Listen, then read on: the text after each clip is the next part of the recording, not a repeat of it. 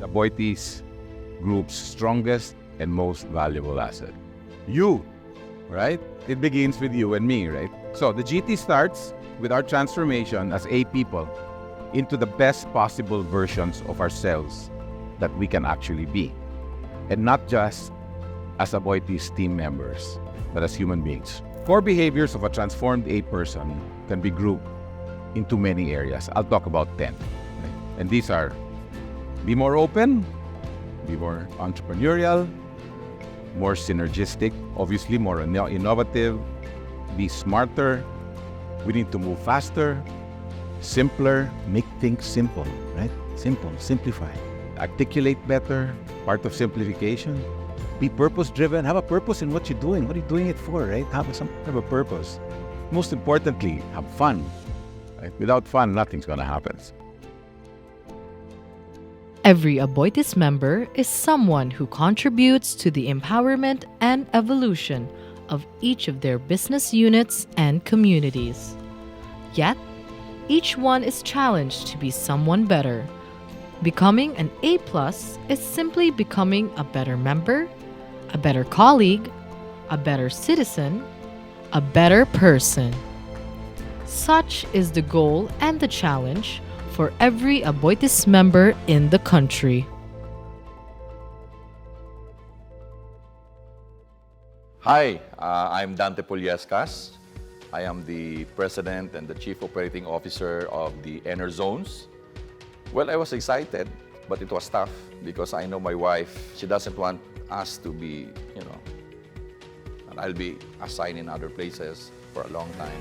But I told her na this will be, I think, an opportunity for me that I cannot let go. So let's take the risk for a while. But I'm sure we'll be together. There will be challenges because, my two sons were growing up. My eldest was 13 years old that time, if I'm not mistaken. So starting to explore things outside of home. And when you have two boys, it's difficult, especially if the father is not there. So we prayed. The most important thing when you make crucial decisions, especially when you communicate change, is that both of you, husband and wife, are on the same page. So we prayed for it. Hi, I'm Christine Griva, Business Process Specialist from APDU Corporate Services.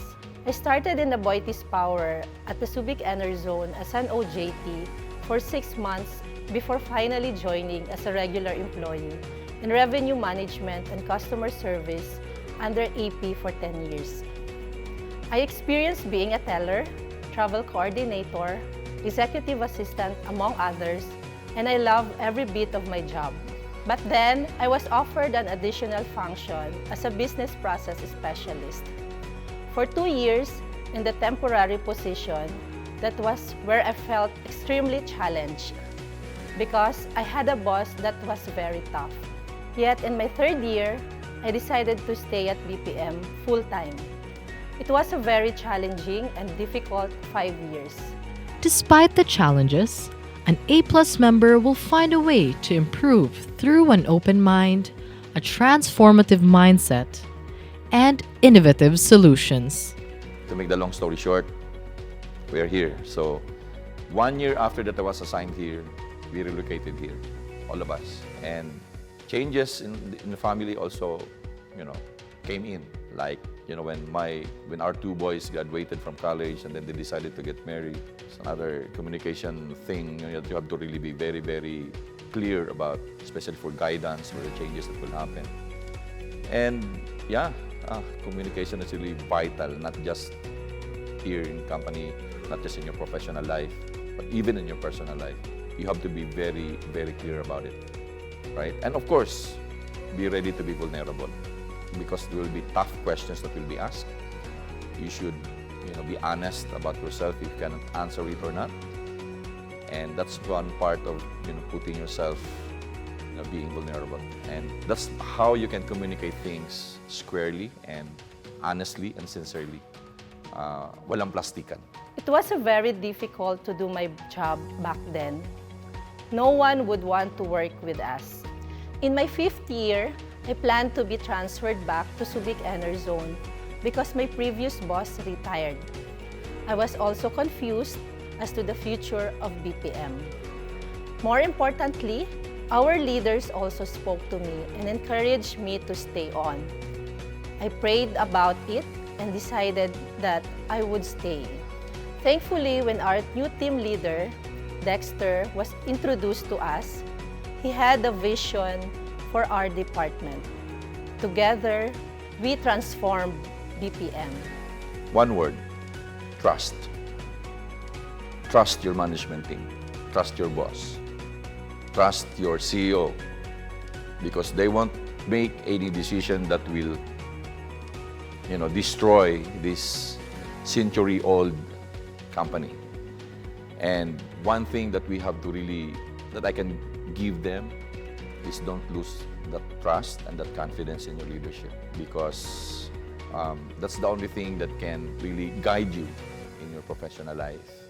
Without having that trust, you'll always have that confused mind. And if you have that confused mind, you cannot really give your 100% to your job. But you have that trust mindset. Whatever we'll do, whatever will happen, I'm behind my boss. I'll do what I can do to help them.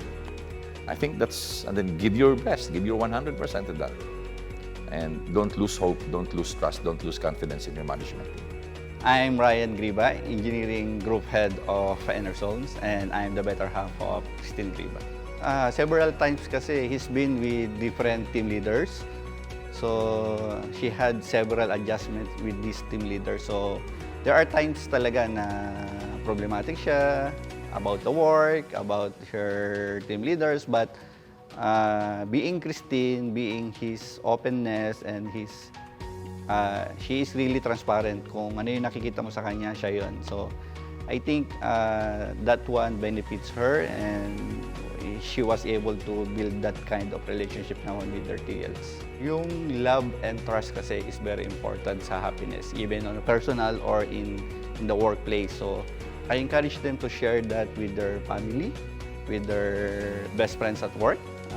Once you share the challenges, or hindi lang challenges, but even yung mga small achievements, it makes you feel that you are not alone. So it gives you some confidence, some energy to deal with that challenges. And that's one, I think, good with the Enerzone or with the AP, because we treat each other as a family. So we really bind together.